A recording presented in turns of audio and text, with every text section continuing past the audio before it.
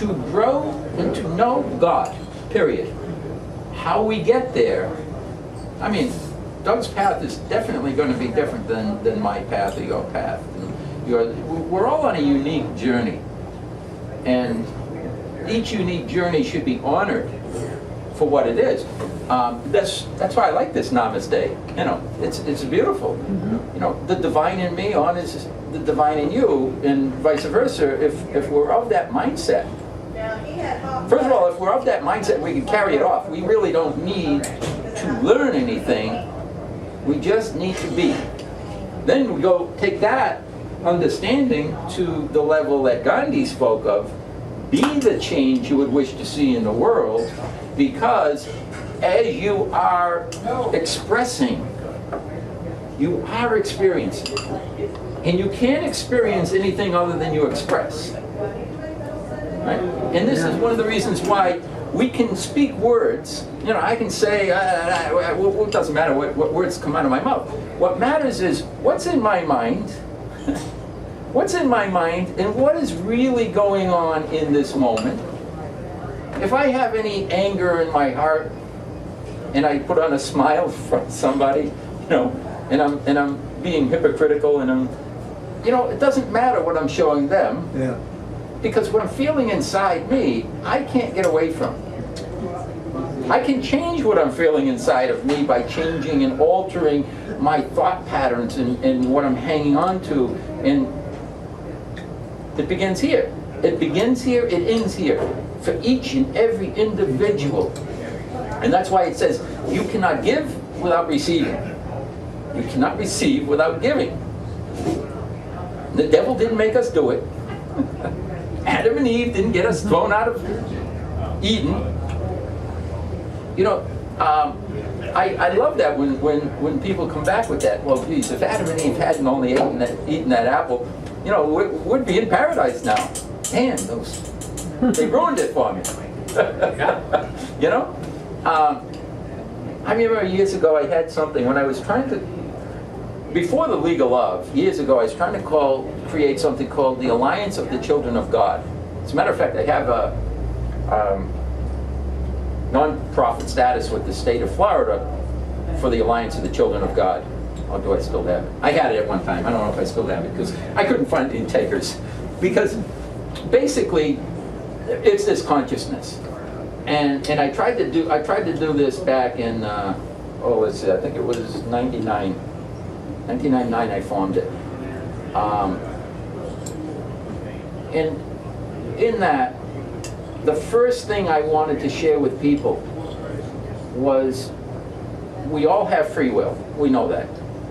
Oh, some of us know that. Some of us accept that we have free will. But one of the most fundamental things about free will is choice.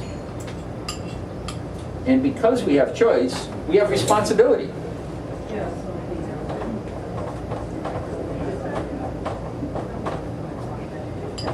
Is that right? Anyway, right and wrong, there it is. Responsibility. We have responsibility because now, as you pointed out in his book, the power of now. Now always is. When does now begin? Now always is. So what can you experience? You can't experience anything except for the now. No one can. We can make projections about the future. But when we're in the future experiencing, we're experiencing the now. It's always now. Now doesn't go anywhere.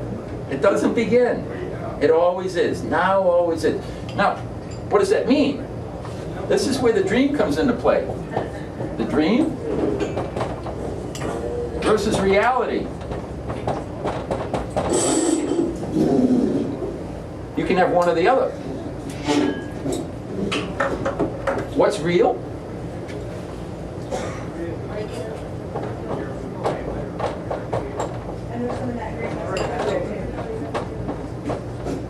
Unconditional love. That's real. God. God never changes. Love never changes. Unconditional love never changes. Yet, as individuals, we change a little bit on occasion. The only way that you cannot experience unconditional love in the now moment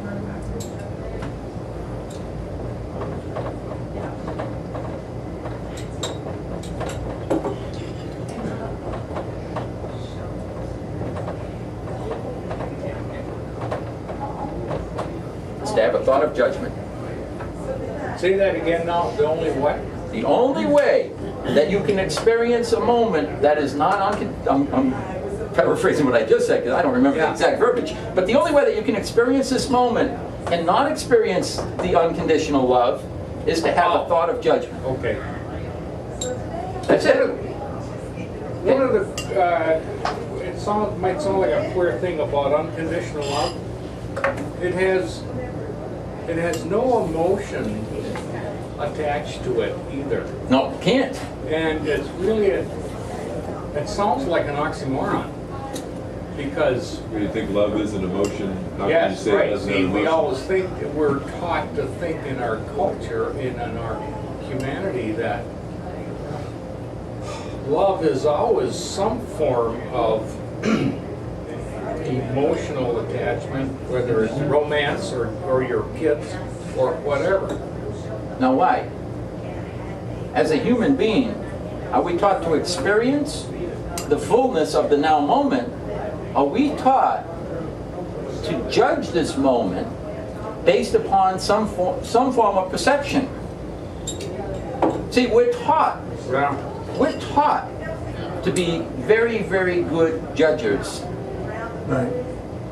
And we're taught to be human in ego. And we create attachments around that human perception. So this is why we lose that connection to spirit. Yeah. Experientially, you can't separate yourself, but experientially you can shut it off. And we do. Mm-hmm. Mankind is constantly shutting off themselves from God. They are. I mean, we're doing it. And our religions are shutting us off from God. I hate to say that. It's true. That's why around Christmas time, I was thinking about that bumper sticker. I said, I wanted to create a bumper sticker. Why don't we put God back into Christianity? No, why not? They took God away.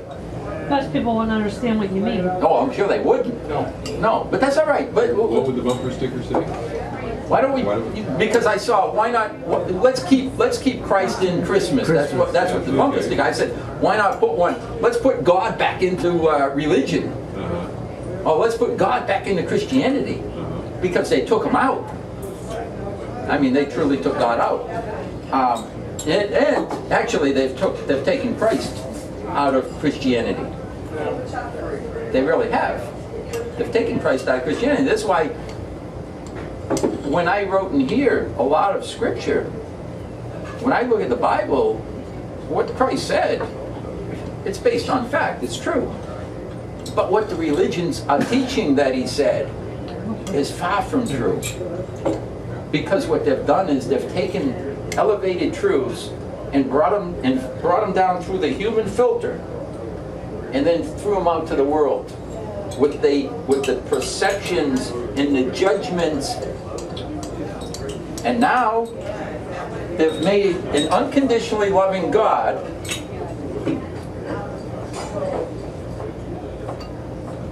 into a good God. Good God. Okay. Good God Almighty. Huh? Good God Almighty. Good God Almighty. What have they done? No, but that's true. It's not about good. If you're going to focus on good, are you not viewing things from a dualistic nature? You must. You have to. Then you have to recognize evil if you're recognizing good. Therefore, when you do this, vibrationally, you are keeping this world alive. You are fueling the energies that are creating the confusion. Wow. It's all your fault. No, not your fault. No, but we are all, actually, it is partly our fault. Sure. You know, I just recently heard Obama. Anybody follow any politics? I don't follow at all. Every once in a while, Suni loves to watch, and she was telling me she feels bad for Obama. Well, the minister, Obama's minister. I listened to that, just a little clips, and I said, son of a bitch, you know what? He's right on the money. You know, I mean, he really is. When he said, and I've said this myself, 9/11, we brought it on ourselves. That's what he said. He says, Oh, yeah. they say, God bless America, and he's saying, that minister, he says, God damn America. Well, you know, I don't know so much as I would go so far as to say God damn America, but I would say this. No, we brought it on Americans ourselves. have created the world condition. We have played a major part in creating this world the way you see it. Yep. We are not the white knight that rides in and saves everybody. We are out there stirring pots and creating all of these hot spots around the world. And in many cases, this comes back to us. It's not like we're innocent.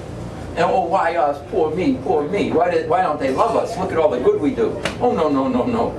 We do more harm than good, if truth be told. So I look and I say, that guy, he's right on the money. He really is. But you don't run for president of the United States and you speak truth to a nation, and you try to enlighten the nation on that level. You can't do it and be president. Or there would have been a more diplomatic way for the guy to present it and explain what he means. And Well, yeah. You take these sound bites about goddamn America, you know. And I'm sure he didn't mean it. He didn't mean it like that either. I'm sure he didn't. And what he was probably in that moment, he was caught up.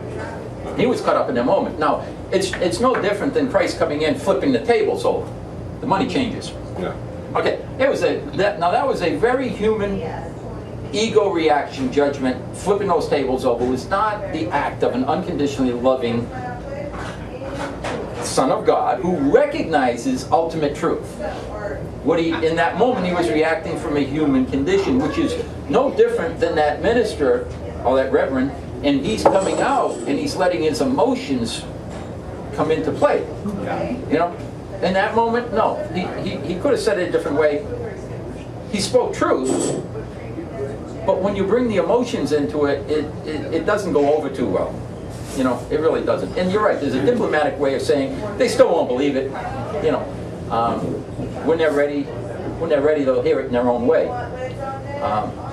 At some point, I don't know, if I have a chance, I may talk a little bit like what he's saying. I'm not sure exactly. Remember this weekend when we were talking to Shane about unconditional love and God was unconditional love? What's the first thing he said? He wasn't unconditional loving when he flipped those tables, was he? He did say that. That's right, and that's exactly right, he wasn't. First thing he said. And then I would go back and say, you know what, you're absolutely right. He had a human mind in that moment. And isn't it beautiful? Isn't it something now that you can really sink your teeth into when you see that he had a human mind, and he had this adverse condition that we're all faced with, that he had this struggle that we have to deal with. Now you can honor the work he did. Right. That's basically And have more what respect. he said. Yeah. Is that he showed that a human could actually, aspire to become unconditional loving, and he showed shows a perfect example of it. Who are you talking about, Jesus?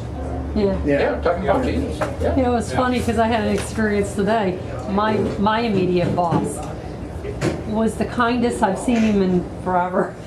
I asked to go to a school, not school, it was a class, conference of sort. And he came and expected him to come back with yes or no. And he came back with, well, why don't you put in for per diem and get paid while you go?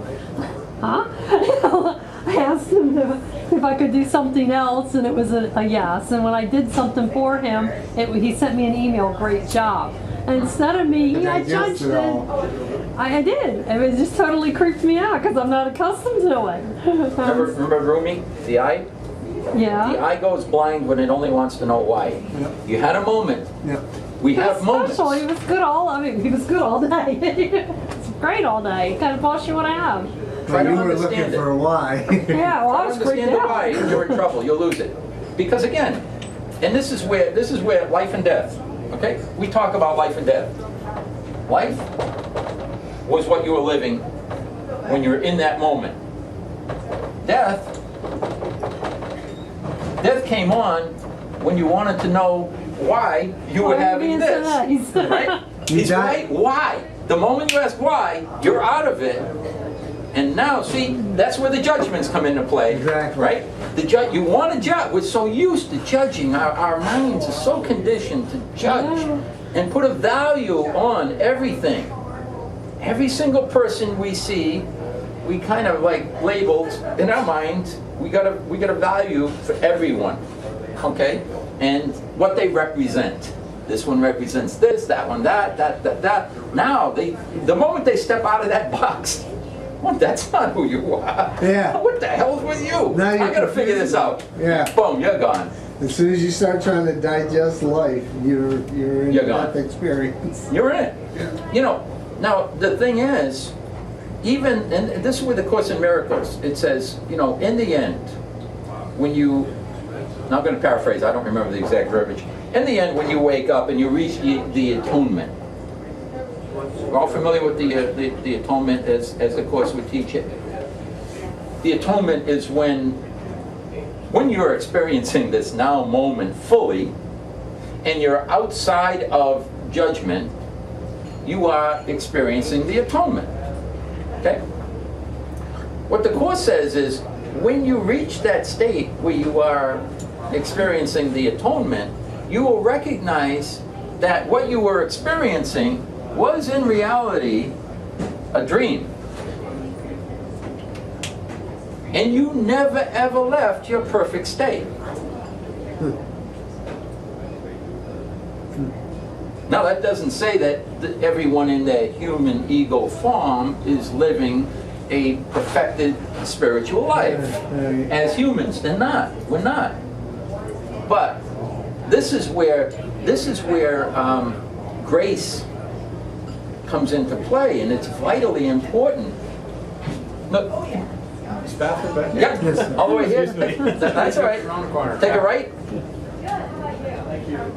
This is where grace comes into play, and this is why it's so important that we understand that in terms of ultimate reality, that which we're doing, we're really innocent. Everyone is innocent. Everyone. That's why Christ, when he's being nailed to the cross, forgive them, Father, they don't know what they're doing. In the dream state, we do things, we say things, we react to things based upon our conditioning. But when we wake up, in the now moment, when we fully wake up, then we recognize the innocence of spirit. Who's not? Now the Course also says this. When you look upon the world outside of you, recognize that everyone in the world is innocent. Yeah. Everyone. Because if you don't include everyone, you can't experience it for yourself. And that's pretty obvious. Why? Because that one judgment you're hanging on to is the moment you're going to experience. Good evening. How are you, sir? I'm excellent, thanks. How you doing? Good. You can't remember, you can't experience anything other than your own thoughts. Right. That's why Christ was saying, judge not, lest you be judged, and you be judged with the exact measure you're using, because you yourself are creating your moment that you are stuck in. You had a beautiful moment, I know, and I blew it. and you blew it. This is true. But you see, Yeah, now, 3 or 4 times. who pulled you out of it? Me? Yeah? Who can bring you back into it? What, me? Always about self.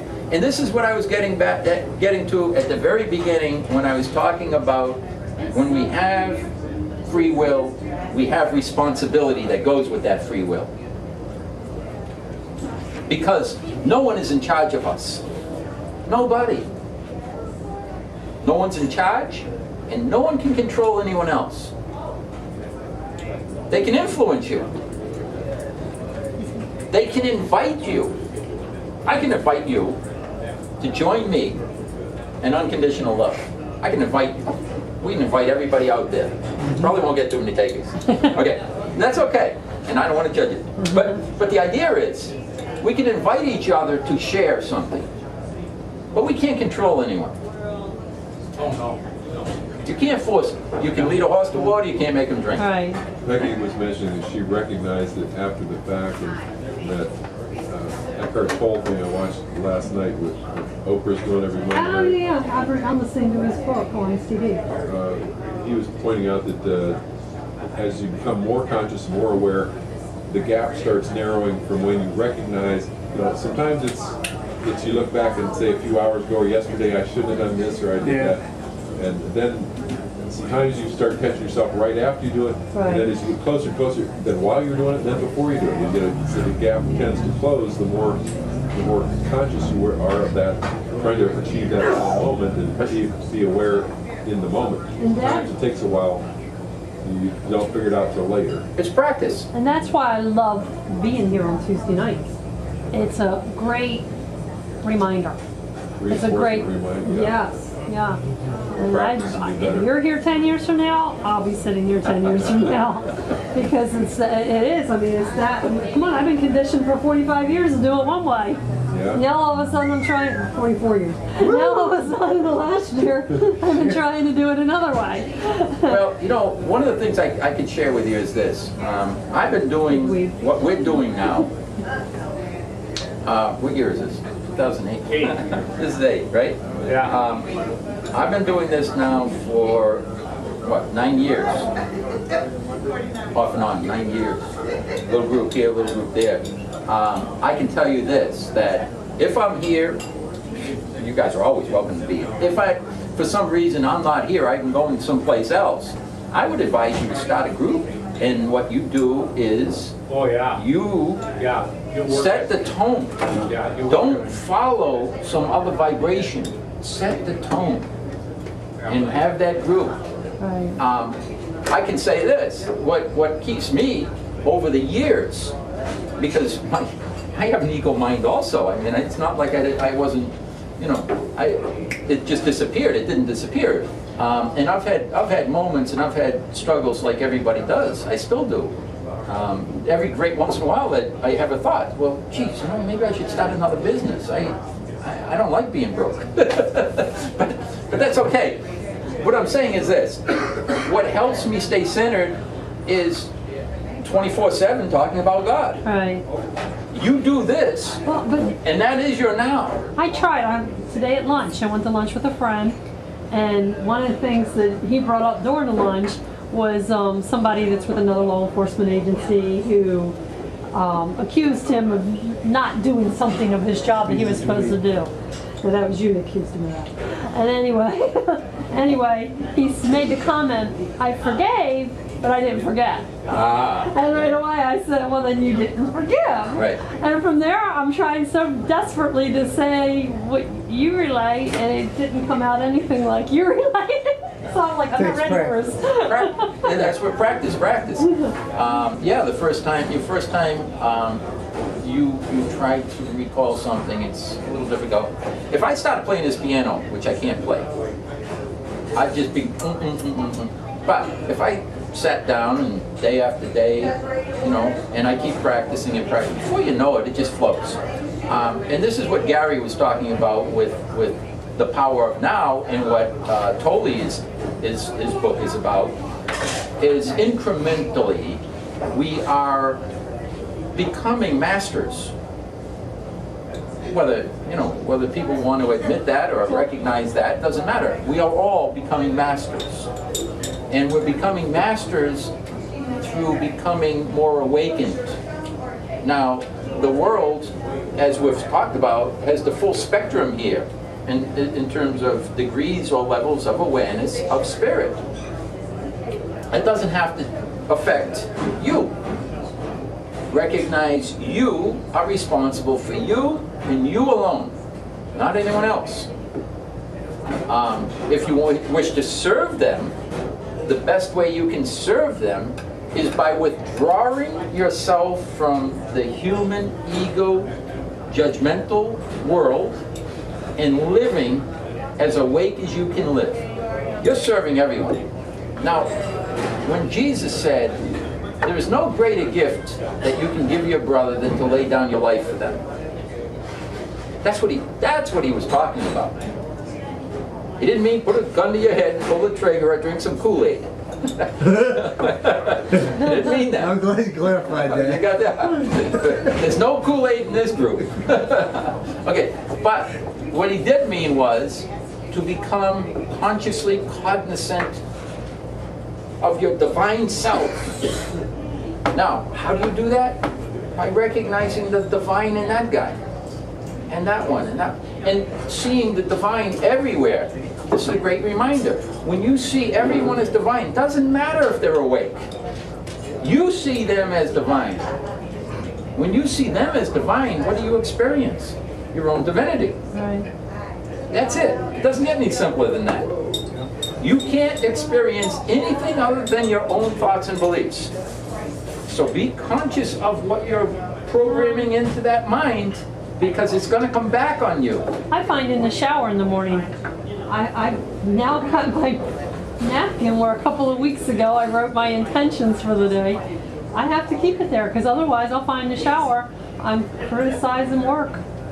And I'm trying to break that, and I did it Break for the pattern. Break the pattern. Great. I did it for years. But I will say this, and this isn't a judgment, it's an observation. If Holy can put out a book on CD, Right. there's no reason yours shouldn't be. Because did you hear his CD? There's not a more boring voice out there. Oh my gosh, I'm Yeah, dragging. the last end voice is very slow. Oh, and the it's got- book's good. Yeah. But listen to him say it, I'm like, Bruce, The book come and the on. philosophy. Well, you know, I'm gonna do something. I will, but first of all, I got to do something. I'm gonna have to just say it because I'm not a good reader. And you probably gathered when I read even stuff I own that I wrote. I think you have criticize problems. yourself too much. Well, I'm talking about. I listened to you read. You do fine. Yeah, okay, well, anyway. Compared to Holy, you do Okay. just fine. Yeah, maybe that's the way. Maybe it should be a book on tape for people to listen to. You see what we're taking here? I got now working on 16 hours already. And at some point, I'm going to put this on CD. I don't know what I'm going to do with it. I have no idea. And I keep giving it over to Spirit saying, okay, when the time's right, I'm going to play it whatever. I don't know what it's going to be. I don't believe that I've gone all this way and I've had the experience that I've had and I saw all of this for just a handful of people. I don't think so.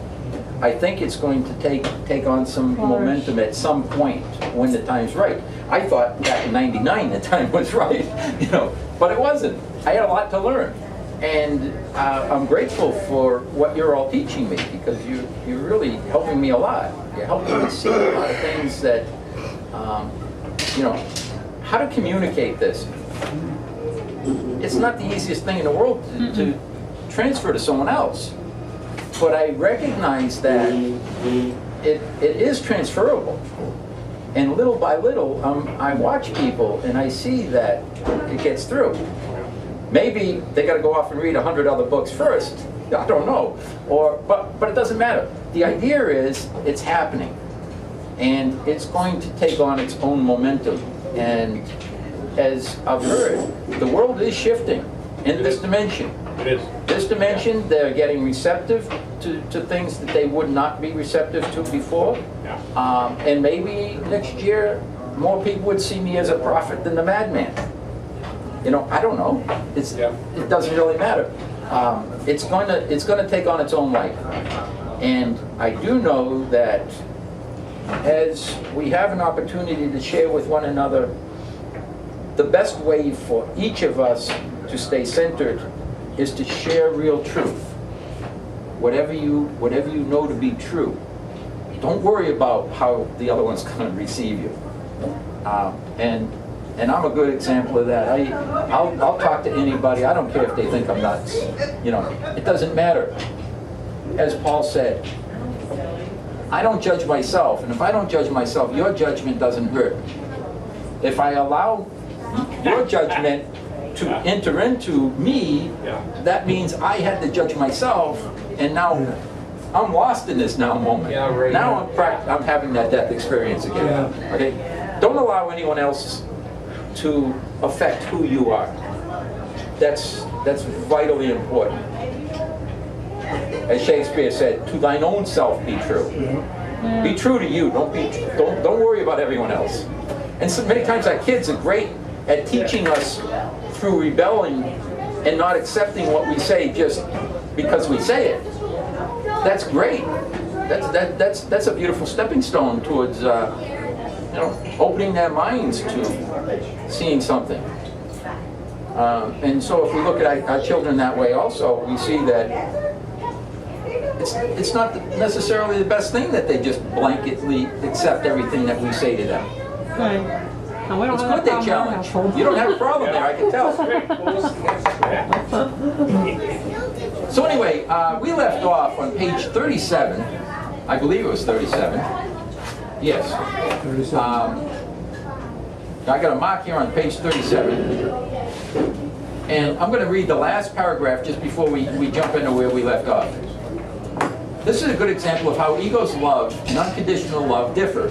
Oh, this was about Jesus. When Jesus was basically saying to his disciples, look, I'm not going to be with you too much longer. They're going to crucify me and blah, blah, blah. And Peter says, oh, Jesus, please, don't say it. And that's when he said, get behind me, Satan. Because here Jesus is trying to bring them in the now moment to the awakened state and recognizing the ultimate truth.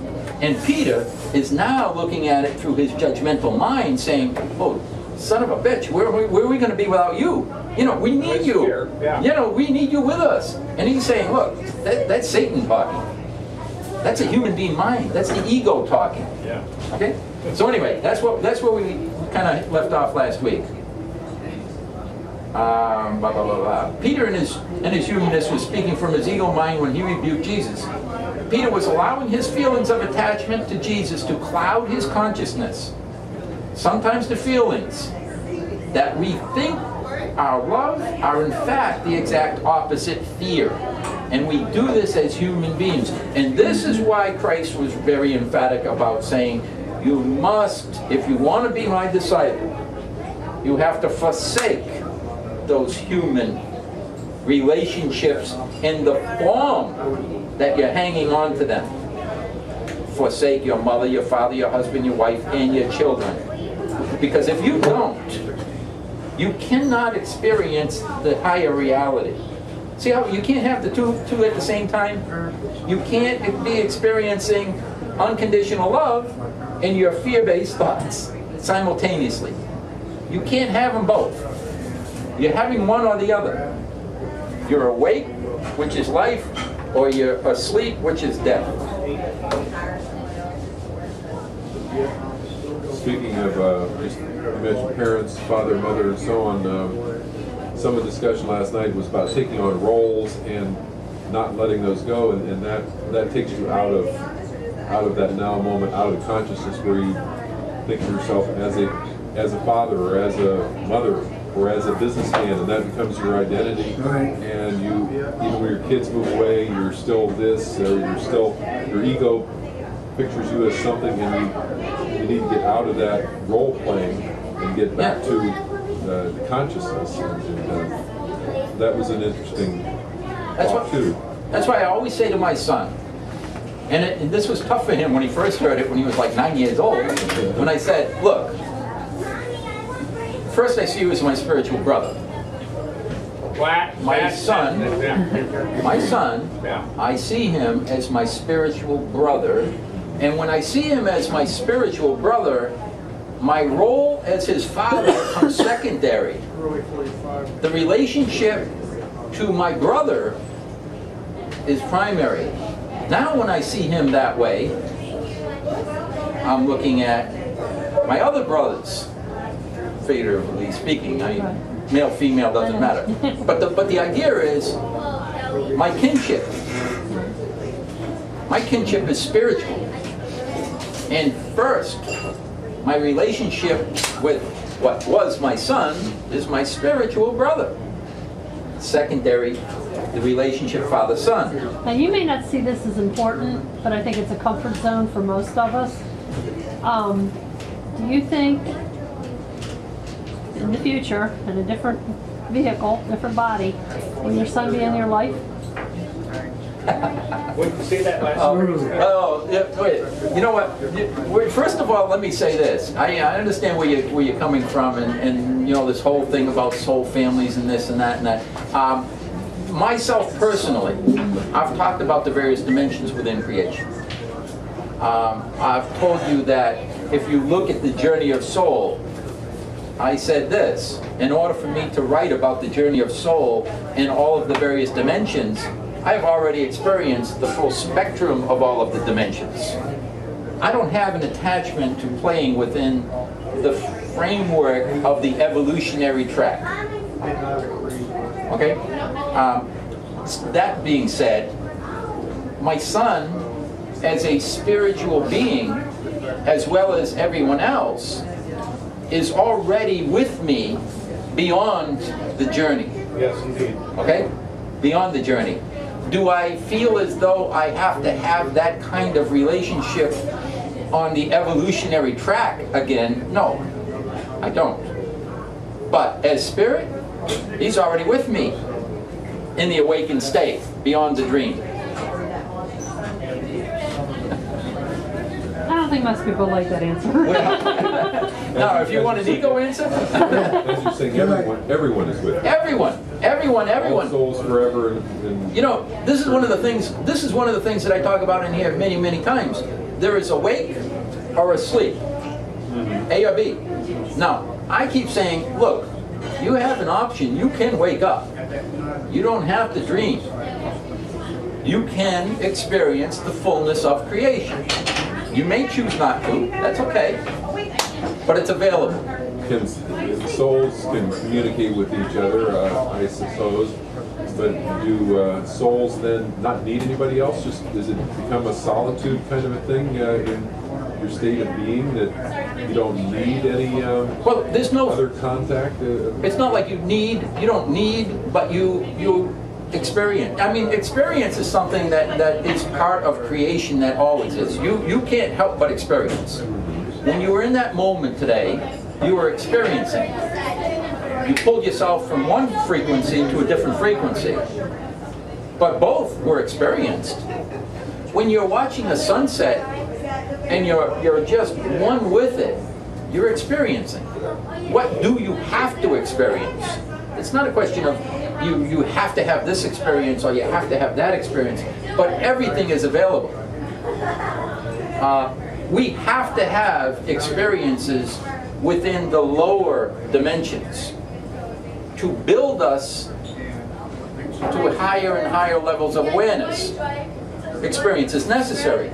Without, and this is one of the reasons why the Course in Miracles says, everyone is your Savior.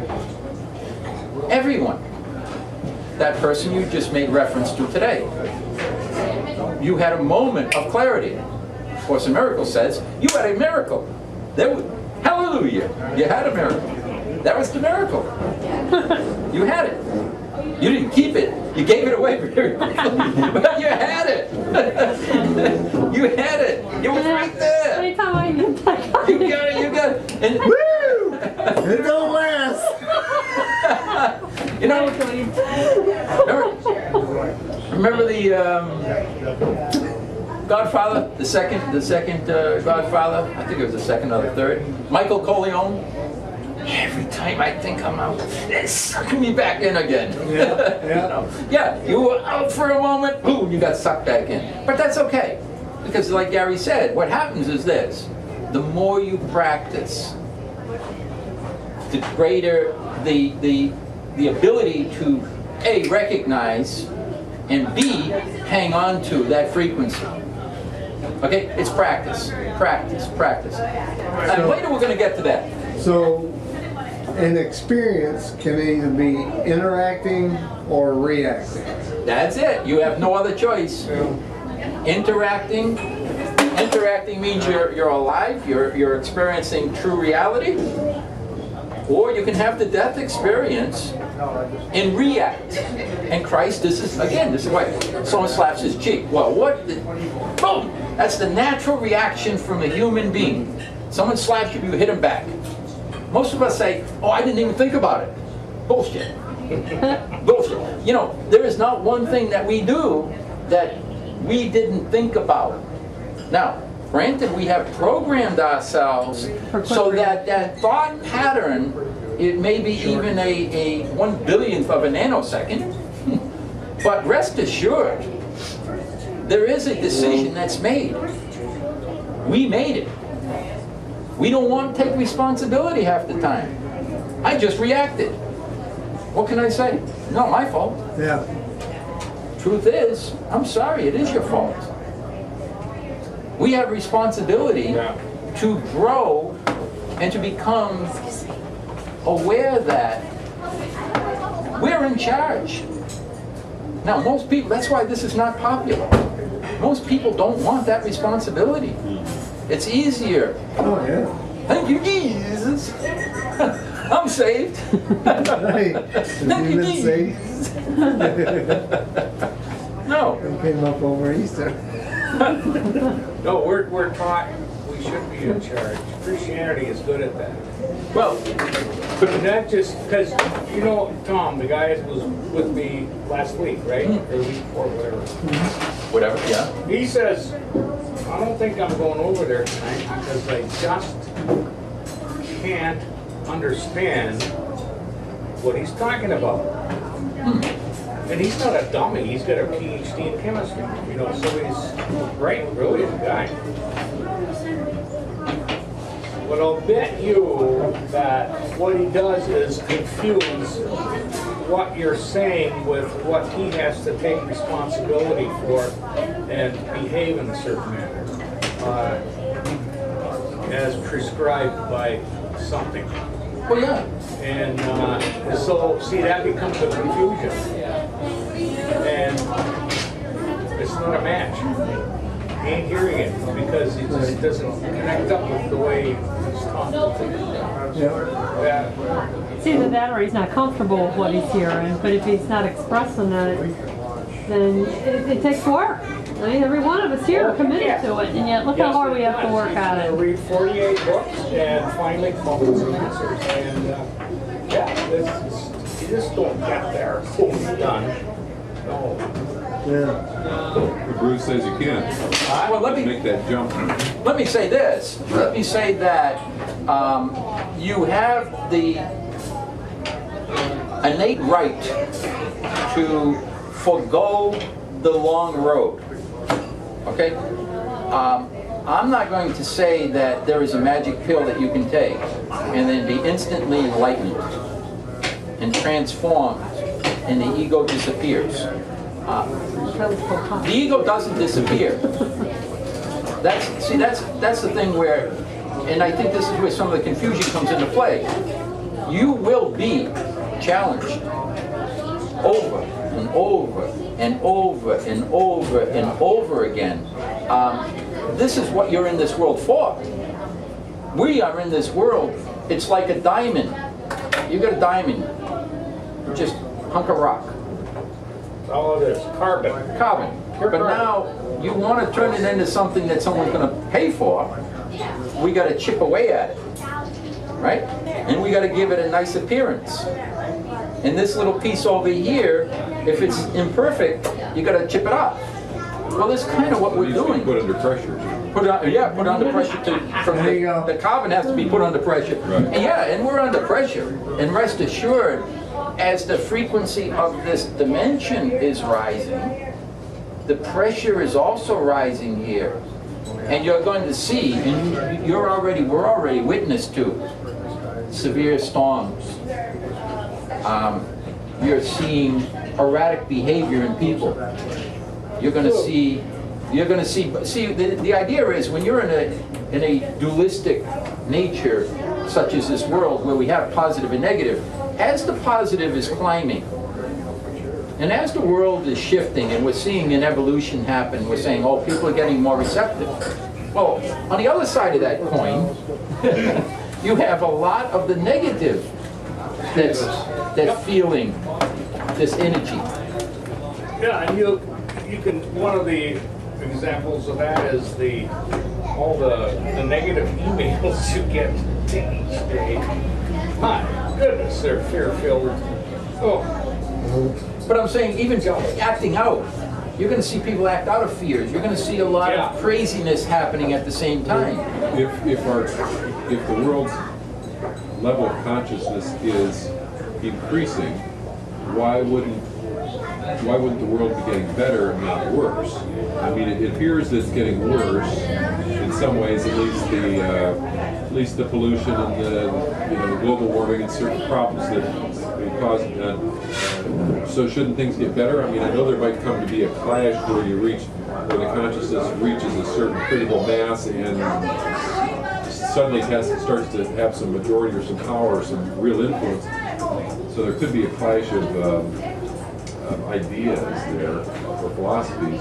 There always was, and always will be that clash, and that clash is going on. And what I'm saying is this: as the clash is going, as the energies are coming up and down, right? Imagine water boiling, and the water temperature is getting higher and higher. And so, if the frequency of the energy is accelerating, it's accelerating on both ends. It's not just saying, okay, let's just accelerate the good. Yeah, that'd be great. That would be good. It's not just accelerating this side. Oh, let's just accelerate the bad. No, what you're getting is this. You're getting good and bad getting accelerated. So those people who have an attachment to the negative are going to feel more empowered on the negative side. Those people who feel more empowered, or more empowered. They're going to feel more powerful. They're going to feel more powerful. Frequency. Or more threatened. Well, a lot of times they're going to feel threatened, but at the same time they're going to feel within themselves, in their ego minds, more powerful. I can do this, and why is more. that? Well, because the frequencies are shifting and increasing. Whatever they're feeling is more intensified. There was a movie, Dustin Hoffman was in it, and it was The Sphere. And in there, they walked into, somehow they're in the ocean, and they got inside this sphere, which was an alien object. And when they came out of this sphere, for some reason, they had instantaneous manifestation of their thoughts. Well, that would be a problem. Ooh, did it become a problem? And most of their thoughts were fear-based thoughts. And then they were creating, and as they were creating from their thoughts, the fears intensified, which created more. It's a very interesting thing to watch. What was that called? Huh? What was it called? There's an old movie called The Sphere. The Sphere? Yeah. So do you think that these vibrations or thoughts or consciousness of the world in some sort of vibrational way have an effect on climate, an effect? Oh, absolutely. Absolutely. Everything is interconnected. Okay, well that's fine. Let's assume that that's true, and that yes, everything's interconnected. But as the general consciousness improves and rises, why wouldn't then things get better? Well, do you think that general consciousness has gotten to that level? I don't think so. Well, I mean, I think there's a greater level of consciousness maybe now than there was 50 years ago or 1,000 years ago. I quite that though, Gary, and I could be wrong, but my thinking is it's like it takes a person 20 years to maybe put on that 50 pounds. Although for 6 months, if you make up your mind, I am going to diet, I'm going to exercise, that 50 pounds isn't going to melt away in 6 months, just because, that 20 years of build-up's there first. Well, that and also, let's factor in this. What's the analogy there? The consciousness has to what? I would imagine Do it has away to, with the bad energies or the... Yeah, it has to, I don't know about do away with, but continue to grow before they can overcome. Okay, let's also look at this. Unconditional love. We agree. Can we agree that unconditional love is the highest state that we can attain? Yes. Can we agree on that? Okay. Can we agree that we're spiritual beings? Our true nature. Spirit. Yeah. That's our true nature. And can we agree that spirit, just like God is this, unconditional love, and spirit is unconditional love because we come from that which is. Okay, now we have ego, human, and now this ego human is not unconditional love, but it's based on fear. Okay, so here we are in a dimension. What are we doing in this dimension? Trying to learn unconditional love. Trying to learn to experience it, right? Trying to live it. Right. Okay. Yeah. So now, one second. When the Bible says all things work for good for those who love God. Good evening. Hey! Boy, you almost made it. Yeah. That didn't sound like unconditional love. Yeah, look with it, but Good answer, bro. You're working next Tuesday. So if all things work for good, all things, if all things work for good, what's wrong with the world? Here. nothing. Nothing. So What's wrong with the world? what's wrong with the world? Nothing. From a truly unconditional loving Oh, mindset. that's what it's pointing at, is unconditional love. Okay. I didn't catch Okay. your, okay, but From yeah. that level of consciousness, this world is perfect. Okay? What is it going to take to shift the world from the ego, fear-based, human, judgmental mind to this? What would it take? A miracle. A miracle? Gary, how would you bring the world to this level if you were in charge? What would you do? Ultimatum? No, Ultimatum. Do it or else. We really can't, since we can only control ourselves. So Exactly. Okay. We cannot Demonstrate it. do that But- other than with, we have to do it within ourselves. It's Right. the only way we Yeah. can. but tragedy is the one time that we all come together. Yes. So the natural, what we call natural disasters, what we Right. call the negative experiences in the world, most times can be a catalyst Yeah. to bringing people to this state. They can be. Not, they don't always, but they can It be. could be like a grassroots move. Okay? So from that vantage point, I would say the world is perfect, and even though energies are rising and things are accelerating and happening at a faster pace, and that's what I was talking about with the frequencies, the energies are accelerating. The storms are going to intensify. And it's getting, it's pretty obvious that the storms are intensifying. Now, we had a tornado not too long ago in Atlanta, what, a week ago? Atlanta, I was trying to fly into there that day. Well, there you go. So, well, the point is that things are happening and happening. If we had God's omniscient view, then we would see the exact detail of every moment happening and unfolding here. But from a individualized unit, it's irrelevant. What is relevant is what are you choosing to experience for your reality, regardless as to what's outside of you. Yeah, and I don't think you're saying that it's some part of God's master plan that He plans tornadoes and storms and global warming, because we're not predestined. Nobody's pulling those strings and making it happen. No. But I am saying this: the creation that God created is responsive and is responding to people's choices and giving them exactly what they're calling for to bring them the opportunity to choose this, such as a tornado.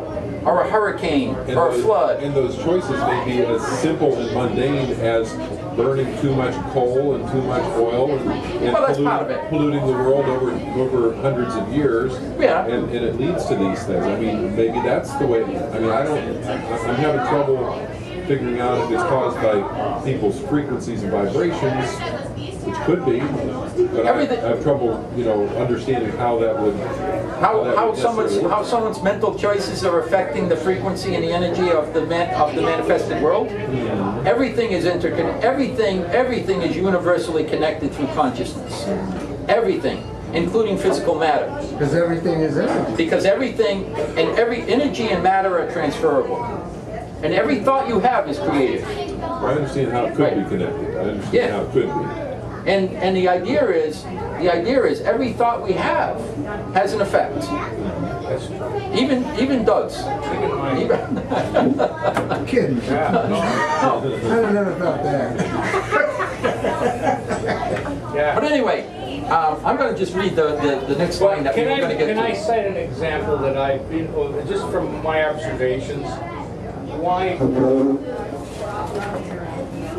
the subset of people that are not catching on to the shift in consciousness are people that live in fear to the point where they really are pulled in and scrunched in. And then, and during the week, they can cite any number of examples for why they should be afraid. Obama Right. scares the hell out of some. They validate themselves. Yeah, they validate it. And they put up a shell of fear of protection. Yeah, That they do. they just There's sort of an rely energy on around what that. they've learned or what they've been conditioned, and they don't want to hear anything else because it scares them. Yeah. Think they might be wrong, and they have to expand their consciousness. Now the Bible would say God will give them delusions to believe their own lies. And this world will always reflect back, and this is what the Course in Miracles talks about. All the way to the back, and then go around and take a right. Keep going, yep. There you go. This world will always reflect back what you put out. Right. The Course in Miracles says you perceive, you project. What you project, you're going to perceive. It's going to come back to you again. So different people view the same speech, political, for example, Oh, God. and they see it totally differently. One says, "Yeah, that's what I believe," and the other one says, "I knew they were wrong as soon as he said this and that." So everybody looks at it from their own filter. Through And they'll- We all have to. What Or else? from their party Right. affiliation. Yeah. Yeah, Puts their own out party. some political baloney, and one person can just puff it off and do it. Another one really sucks it up. Then what they'll do, though, as a group, they'll go to church on Sunday morning, and a minister will provide a sermon that can really rev them up and tell them that because they're believing in a certain way generated by the church to believe that God likes them better, Well, and also. and now they're okay. Huh? They're Only not- if they're Catholic. They're not willing to take the time to study the issues themselves and depend upon their pastor to teach They're them depending on how. somebody else to Yeah, do it for them, right. see? They're not asking hard questions. But that's where they get to feel better, is show up on Sunday with 10,000 other of your big church friends and then go home and brute force it through until next Saturday night. Yeah, the so way you they continuously live in fear, and they can't see beyond the globe that they're living in. That's why they can control the masses. Huh? That's the way they can control the masses. That's the way Yeah, they do right, it. and they do. And so Politics will do it, government will do it, religions will do it. Christianity is really good at that. And there's a whole big, huge subset of Islam that does that. My goodness, our local Islam people that go to the mosque down the street, they're thinking, oh, what are those idiots thinking of? Where the heck did they get that idiotic idea from? Some arcane misconception that locals, they'd be like, Yeah, they're embarrassed by this, actually. So, yeah. It's interesting. But it's the fear-based subgroup that's got to work through it. And what we do with our spirituality is live it and demonstrate it. And somebody Pick up on it. will catch on. Yeah. And even if they don't, you know, They will the next even time. if they don't, They will learn. what's important is that you get this for you. You live your, you know, you can't live for another. Right. I'm not living this so that outside of me, they're gonna get it.